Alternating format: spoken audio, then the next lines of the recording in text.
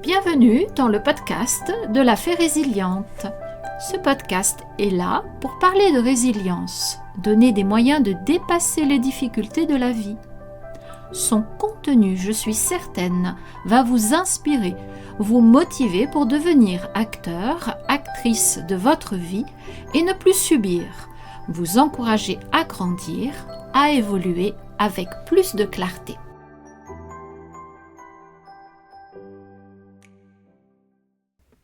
La résilience est un concept fascinant qui désigne la capacité à rebondir face aux adversités. Dans un monde où les défis sont omniprésents, que ce soit sur le plan personnel, professionnel ou social, développer cette qualité devient essentiel. Dans cet épisode, nous allons explorer des histoires inspirantes de personnes qui ont su faire preuve de résilience face à des épreuves difficiles, tout en intégrant des recherches d'experts en psychologie sur la manière de cultiver cette force intérieure au quotidien. Bonjour, chers auditeurs. Vous me retrouvez aujourd'hui, non pas pour vous parler de mon parcours de résilience, mais voir d'autres expériences vécues et qui ont permis à ces personnes de développer leur résilience. Vous pouvez retrouver mes partages sur ma propre expérience dans les précédents podcasts. Pour suivre chaque semaine mes interventions, abonnez-vous ici. C'est simple et ainsi vous en apprendrez plus sur la résilience et comment la mettre en place pour une vie plus harmonieuse et sereine. Je vous invite également à liker le sujet d'aujourd'hui, à le partager largement autour de vous. Commentez ce qui va être dit et faites part de votre vécu, de la manière dont vous vous en êtes sorti. Il est intéressant de témoigner et d'échanger entre personnes ayant subi des situations difficiles. Alors voyons le parcours de Marie. Il s'agit d'une jeune femme qui a dû faire face à un diagnostic de cancer à l'âge de 30 ans. Au début, la nouvelle a été un véritable choc. Cette étape surmontée, au lieu de se laisser submerger par la peur et l'incertitude, Marie a choisi de se concentrer sur ce qu'elle pouvait contrôler. Elle a commencé à tenir un journal de gratitude, notant chaque jour 3 choses pour lesquelles elle était reconnaissante. Cette pratique, selon le psychologue positif Dr Martin Seligman, aide à renforcer le bien-être émotionnel et à développer une perspective optimiste, même dans les moments les plus sombres. Cette démarche lui a permis de supporter le quotidien car elle s'est rapidement aperçue que malgré l'adversité, les difficultés du traitement, la vie réserve toujours de belles surprises, des moments heureux pour lesquels nous ne pouvons qu'éprouver de la gratitude. Un autre exemple frappant est celui de Yannick, un ancien militaire qui a vécu des expériences traumatisantes lors de ses déploiements.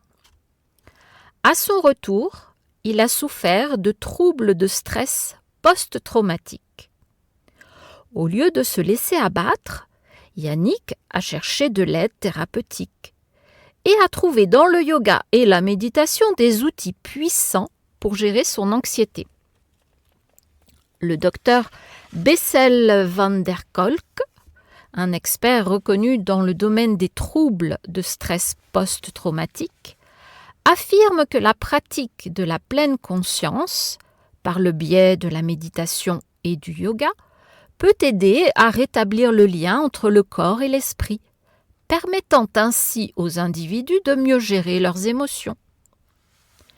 Ces histoires témoignent de la diversité des parcours de résilience. Mais comment pouvons-nous au quotidien cultiver cette qualité pour faire face aux défis de la vie ? Voici quelques stratégies soutenues par des recherches en psychologie. En premier, pratiquez par exemple la gratitude. Comme l'a montré Marie, tenir un journal de gratitude peut considérablement améliorer notre état d'esprit.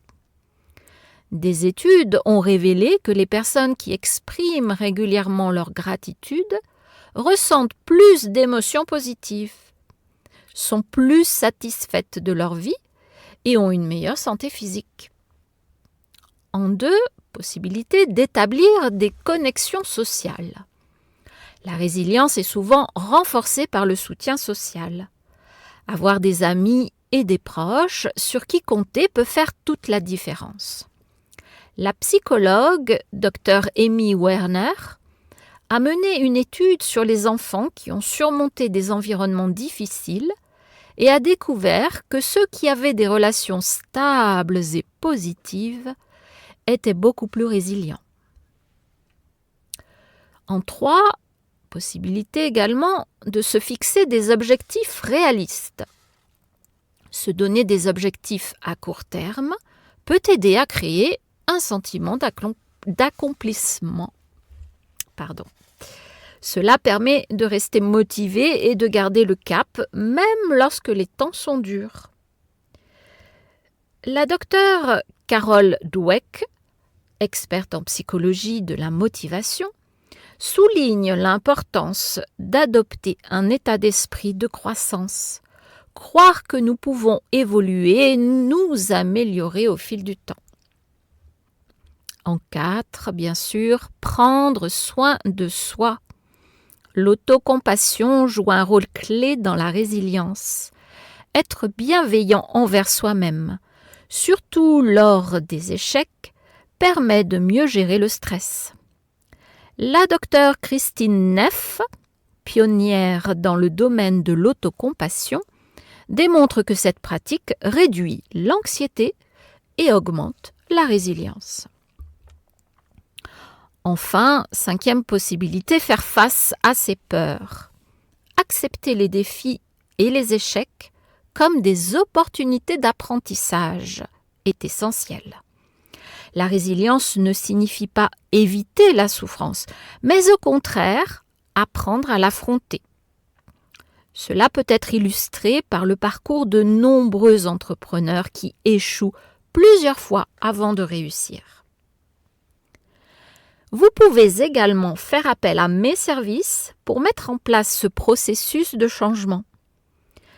Avec l'aide d'une personne extérieure, on peut se sentir beaucoup plus motivé pour persévérer et progresser. J'ajuste mon accompagnement à votre emploi du temps, vos capacités et vous permet de progresser en respectant votre rythme. En barre de description, vous avez le lien vers mon agenda en ligne. Un petit clic et vous fixez votre premier rendez-vous. Je serai ravie de vous guider et de vous faire cheminer selon votre besoin. La résilience est une compétence que nous pouvons tous développer. Les histoires de Marie et de Yannick montrent que même face à des épreuves extrêmes, il est possible de trouver la force de rebondir. En intégrant des pratiques telles que la gratitude, le soutien social, la fixation d'objectifs, le soin de soi et l'affrontement des peurs, chacun d'entre nous peut cultiver sa propre résilience et affronter les défis de la vie avec courage et détermination. Si mes paroles résonnent en vous, si vous vous reconnaissez dans mon témoignage, alors cela signifie que vous êtes au bon endroit. Il n'y a pas de hasard. Je vous encourage à me suivre sur Instagram et Facebook, à vous abonner ici pour découvrir mon parcours et les outils que j'ai mis en place pour m'en sortir. Et surtout pour cheminer et progresser à chaque nouvelle parution. Vous me retrouverez régulièrement à travers mes podcasts sur des sujets divers et variés, mais toujours autour de la résilience. Merci d'avoir écouté cet épisode jusqu'au bout. Je suis ravie d'avoir partagé ce moment avec vous. Si vous avez aimé son contenu, merci de liker, activez le petit pouce sous cette vidéo. Partagez le lien de ce podcast à vos amis, à votre famille, il peut les intéresser. Et laissez un commentaire, faites-moi part de votre impression. Vous pouvez également poser vos questions, j'y répondrai avec grand plaisir. Je vous laisse pour aujourd'hui, vous souhaite une très belle journée et vous dis à bientôt pour un prochain épisode des podcasts de la Fée Résiliente.